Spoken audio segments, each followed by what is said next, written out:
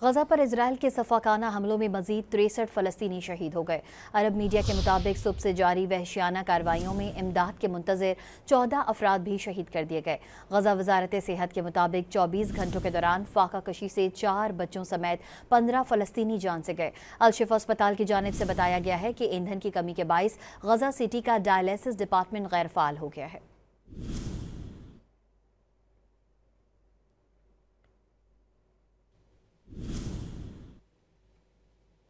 गजा पर इजराइल के सफाकाना हमलों में मजीद 63 फलस्तीनी शहीद हो गए। अरब मीडिया के मुताबिक सुबह से जारी वहशियाना कार्रवाइयों में इमदाद के मुंतजर 14 अफराद भी शहीद कर दिए गए।